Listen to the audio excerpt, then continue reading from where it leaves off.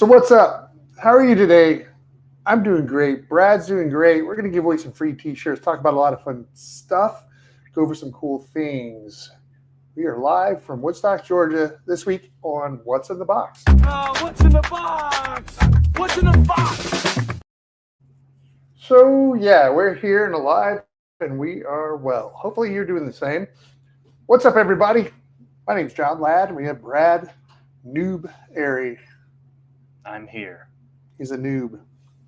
So he's not. He's a very experienced, wise man. How's everyone? I'm doing pretty good. Brad, how are you? I'm good. Speaking of me being experienced, this month is my 12 years in screen printing and 10th year here. Really? 12 years doing it, a decade here. It's probably like my 20th year around. Not really. I have pretty much 0 years in screen printing. I wouldn't say that necessarily. I don't know. I've tried printing shirts before and I get fired every time. I'm just kidding. The guys, I tell them all the time, I'll go upstairs, get the vision down. I like marketing. That's my background. I like thinking of all the fun things that make people tick, like people. So I do that. Brad knocks out the shirts. I set him up. He knocks them down. It's kind of like the hierarchy around here. But we have a lot of cool people here too. Really good at culture. A lot of silly people. You know what I thought interesting is that we love to make our skits and put out our funny videos and stuff. But I'm pretty proud of how many like funny people we have here. You know what I mean? And good actors. If you have a favorite one of us, feel free to talk about it. That's okay. You're allowed to have favorites. No one here will be. I don't know. It would be pretty bad if you had like least favorites. Who is your least favorite person in our skits? You can say me. That's fine. I'll take all the heat. But I love Mick. I love everybody. And recently, I got to hang out with his mom. I say that. No, I went down to do some property tax stuff. That's what you got to do when you're doing businesses and having buildings and all that stuff. But yeah, I'm sitting there dealing with all the boring business paperwork, and the lady's like, "My son works for you." I'm like, "Oh." She's like, "Mick," and then like half the place was like, "We love him in y'all's videos." And that one lady, you know that one video where Mick stinks and he's dead? Yes. So if you enjoy the video, actually, funny enough, that video did have a spike on YouTube. Actually, YouTube, I would say, would be probably the hardest ones to get like a really good viewership, a good hit. If you've ever made any YouTube video at all, the algorithm can be pretty brutal for you. But if something pops, it's like, man, what happened? And when looking in the analytics, something happened really weird in the video. Usually in videos, when you look at anything on YouTube, it's just a trailing off pattern, and that's just mathematics. People start watching and stop. Don't be that person right now, by the way. Keep watching. Trust me. It'll be good for you. Anyways, yes, the trails down, as you go. But in the video, something weird happened. Is we saw a spike back up near, 2/3 in the video or so? And that's weird because that means that, what does that mean? That means that people are scrolling through the video trying to get to a scene. Like, if you go watch any video at all, like really big action scenes, really big funny parts, you'll see almost like a mountain.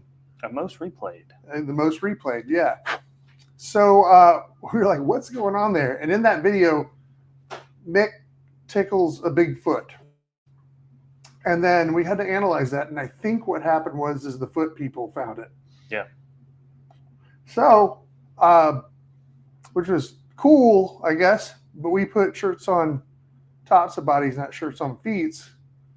But I guess they were responding to the actual, wanted to see a foot. Yeah.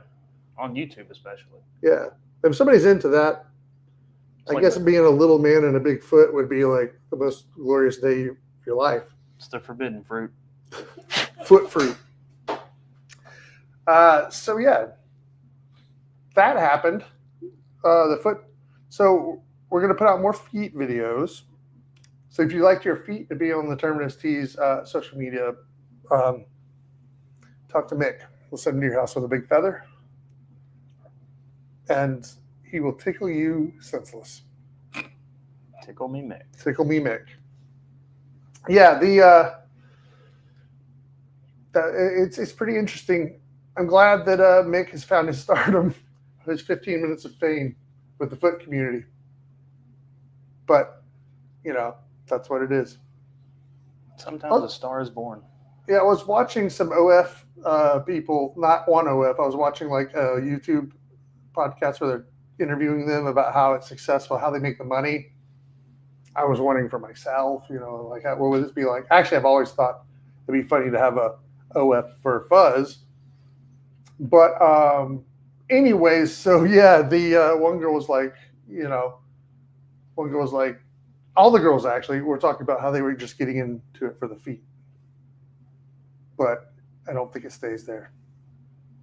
Because that's a pretty low demanding. That was very high demand. High demand, low cost of entry. That's if you want to call it that. Yeah. A commitment, or like if it came out that me and Brad had foot pics on the internet. Okay, so if you guys remember a long time ago, we got our Facebook got hacked by someone pretending to be a model, and the real model, after my research, her feet pics, $89 for 3 pictures.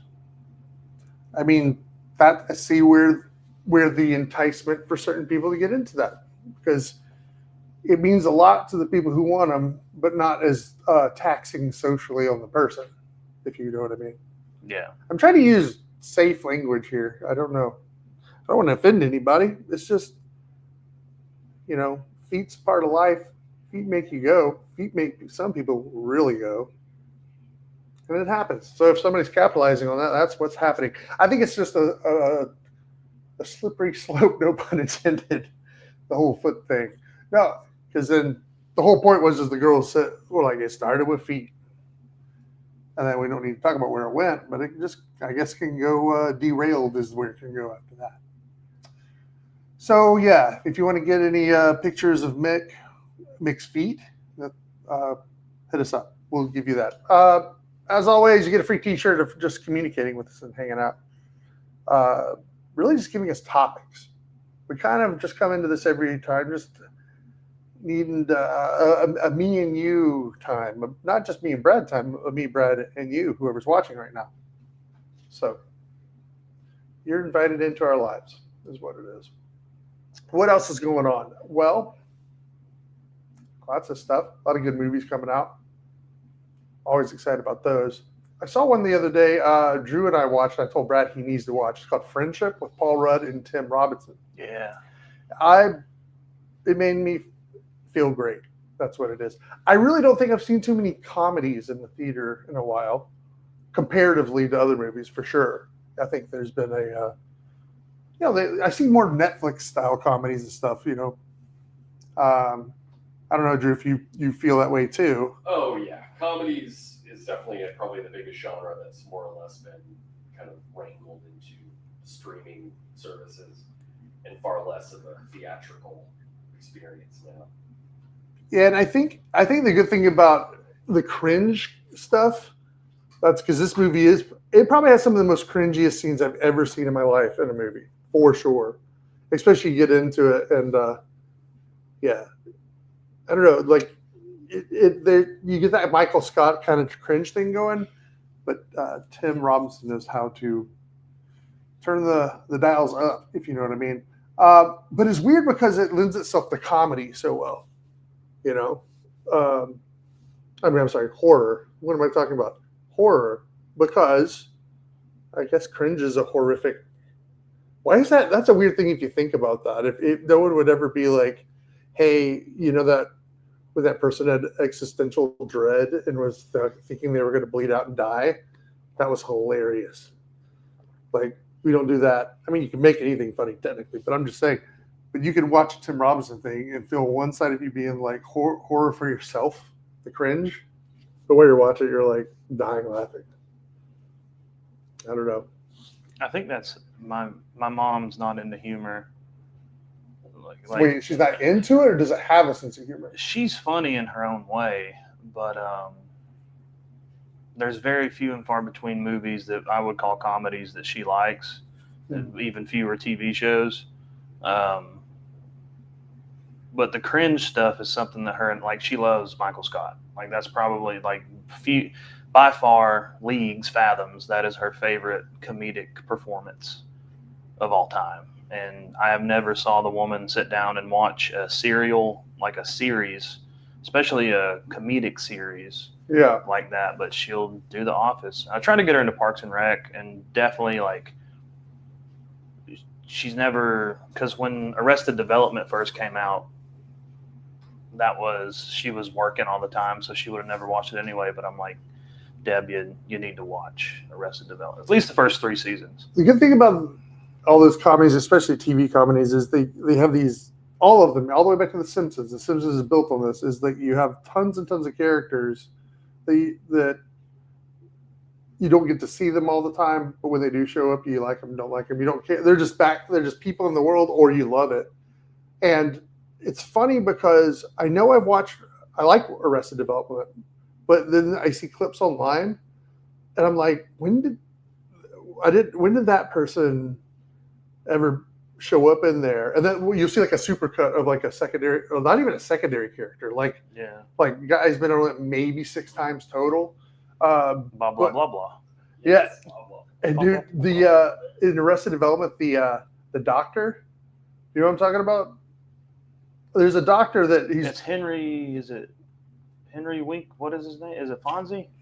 No, isn't he a lawyer? Is Fonzie blah blah blah blah blah? No, that's Scott Baio. Okay.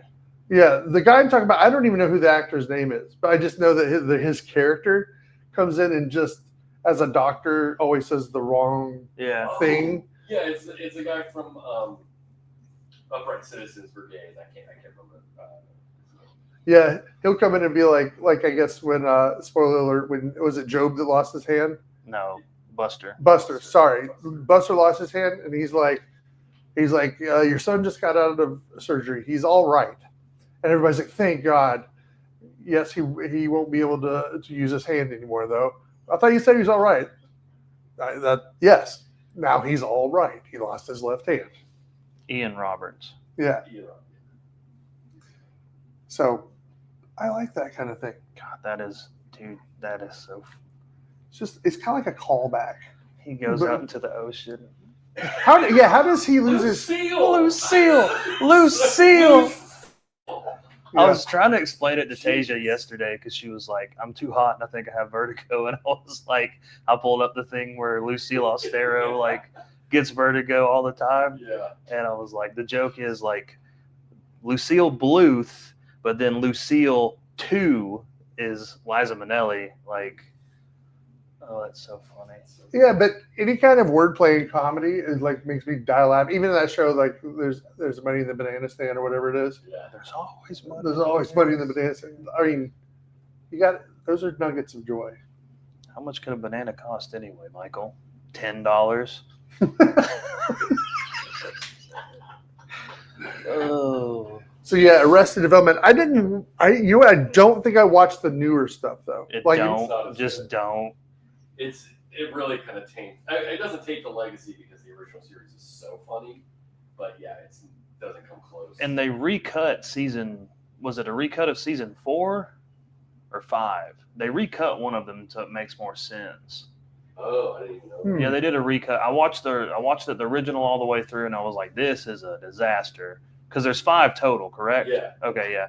Then they either recut the 5th or the 4th, but then the 5th one I can't remember if it's the regular or what, but it pulls together nicely in the end. It just gets coming back to something like that. And King of the Hill is about to be rebooted too. Yeah, that's all that. Malcolm in the Middle. Huh? And Malcolm in the Middle. How?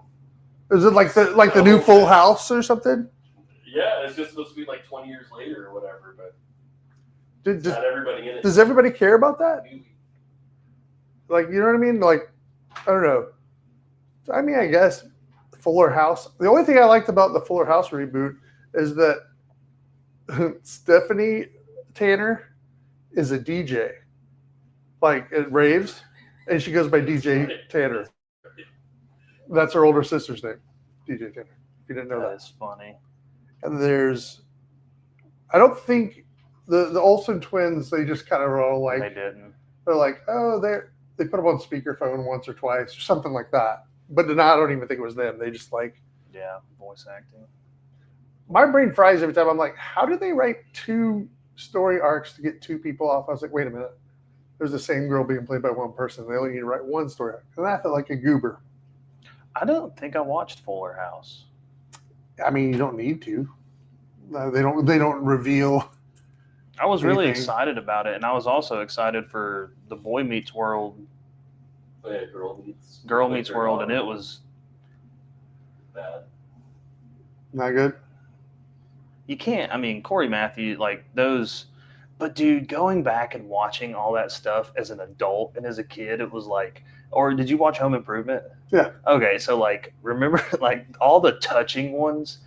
They're so cringy now because it's so over dramatized, and you're like, bro, this isn't that serious.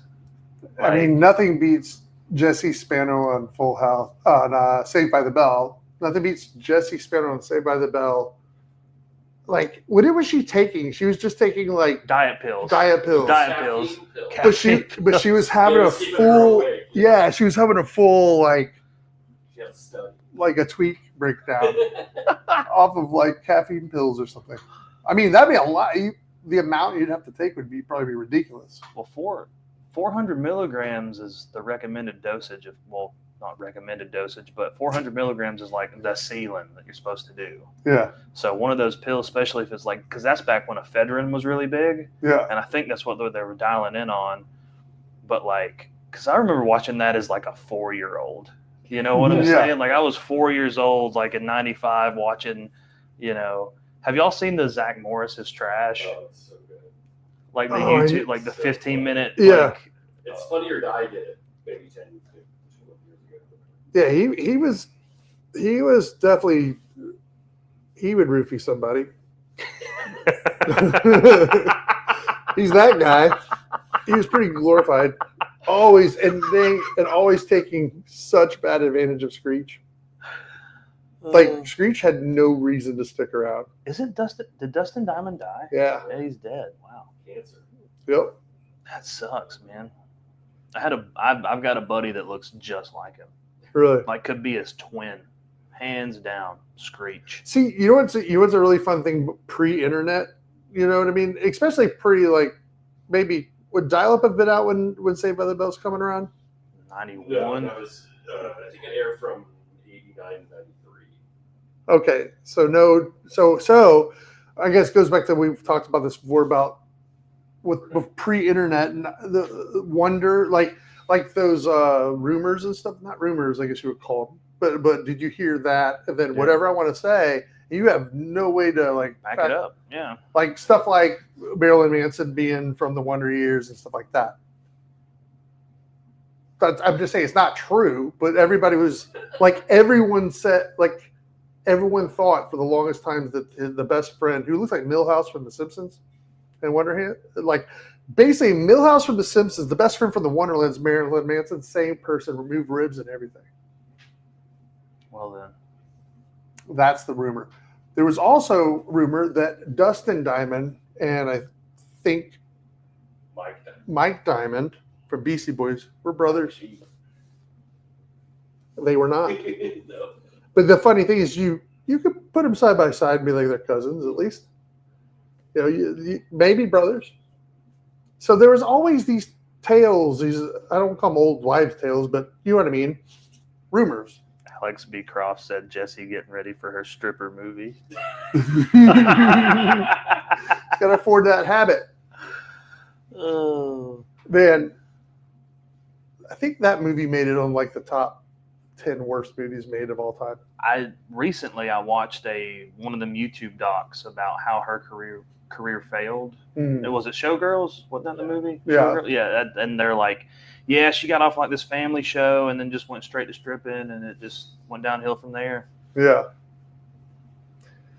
I mean, she had no OF to go to. You know who directed that? Somebody I know. God, that was part of the documentary I saw. Like somebody pretty respectable though, right? Great director. Was it Christopher Columbus? No, I do love him, but Paul Verhoeven, director of RoboCop, Yeah, Total Recall, that's what it was. Starship Troopers, Yeah. like great sci-fi movie. What do you think about Starship Troopers? Good. I haven't seen it in a long time now. Man, when that movie came out, that was out of control. That was such a fun movie. I've never saw the real version of it. What do you mean the real one? I've never saw the theatrical release of Starship Troopers. I've only watched it on TV. The amount you're missing just because It's crazy. Yeah, I've YouTubed like I've did my fair share of Googling the scenes, but it was crazy to me because as a kid I'm like, I remember when I realized what was happening is because I had saw Star Wars Episode 1 in the theater. I went to see it, and then a year later it came on Fox, and I was watching it and I'm like, what is happening? Yeah. And that's when I like put my kid brain put two and two together. It's like, oh, they just don't show you the whole movie. Right. So what's weird is nowadays with stuff like Walking Dead and other things with the level of gore and that kind of stuff, like that was so inaccessible when we were kids. So therefore watching Starship Troopers, Total Recall, RoboCop, all those things, when you have none of that on TV, like the access of just either HBO, whatever, do you remember HBO sending an actual like almost like a guide to your house? They had pre-planned their content for like a month, and you literally had to look at a little baby phone book that he would send to you, and you had to go through and figure out imagine going through like a mini phone book for HBO. And I can't remember if the other cable channels were in this guide that was given to you by like your cable provider. So if your parents, they weren't in TV Guide, even like special section TV guides, like a big book TV guide. They might have been in TV Guide. I remember reading a lot of TV Guide, and like maybe I'm just thinking of the TV Guide. Actually, is what I'm thinking of. I don't know, but I just remember being like, tonight, do we want to watch this or this? No, let's go skateboard. Like there were two choices, Yeah. and so like Steel Magnolias is coming on, so we can't. I don't want to watch that for the ninth time with my mom, so I'm gonna go skateboard. But then one night, RoboCop's coming on. You're like, okay, it starts at 11. Mom and Dad go to bed about 11:30. I'm gonna miss the first 30 minutes. I'm sneak back down, turn off. There was like a plan. It was like dang Mission Impossible to see like a cool movie. And sometimes I stick a videotape in the VCR and like the TV's still off. It's like, all right, I know that RoboCop is coming on USA. Yeah. Record it. I'll watch it when they're gone or whatever on Wednesday night. Especially before DVR and before if you didn't have you have to think pre-DVR, they would be like, you could go in there and put a timer. Like the DVR, like a fancy VHS recorder would have like, where you could run a TV cable through it. That was like, whoa, Yeah. I have complete control now. And then you would make sure you get the 360-minute long tape. You know what I mean? Because you'd be like, I've got to do it before I go to bed, but does it come on until 2 a.m? Yeah. And your timer was off, you'd like cut off the last 10 minutes of the movie or something like that. We would bootleg Mama's Family. And I'm not kidding. Amazing. That's one of the best shit. Like we had stacks. Like we would do that. We would get the 6-hour-long tape, and we would have my grandma press record when me and my sister would go to school, and then we would get home and we would just watch Mama's Family. Yeah. Lawrence, man. I remember. Really- Would you have? Someone said, "Who's that? Slam Bastion. What's up?" I have them in the cable box. I remember I had a couple of handbooks. Probably, we're talking about the TV Guide experiences still. I think, right? Yeah. I think you were correct in assuming that they had their own. So my uncle was all into all that to like recording stuff. You know, it's like he was building his own like tape VHS tape store, but in his garage because he was record all the things. You go to his house and it'd be in like weird cursive writing, what all these different Young Guns too. He was the original pirate. Yeah, Like- super. I mean, he would have the double VCR thing where you could go rent one and record it, and then it's just crazy every time. There'd be like this, like the FBI warning. It was like the FBI warning label right before the movie, and all of us had those on those because he would tape them, and I'd be like, man, if an FBI agent looked through the window right now, we're in trouble. So yeah. We were breaking the law. I got in really big trouble for piracy. Did you really? What do you mean? What is big trouble? Like the GBI came to my house and said stop. What was it? Say The GBI came to my house and said stop. that's not big trouble, really, is it? I mean, more than getting a letter, It's coming over. more than like usually all of my friends, they just got a letter. But at the time, dude, I was probably like, How do you know though? TDS. I mean, this is back in 2009. There's no encryption. There's no DSSL. There's no anything there's no, if you had like an Onion or anything like that, if you had a VPN or any kind of, something that could route you to a different IP address, the whole 5 megabits per second that I was getting at that time would go down to like 0.02. So it's inoperable at that point. But dude, I was R5 rips of any movie. I could have any movie.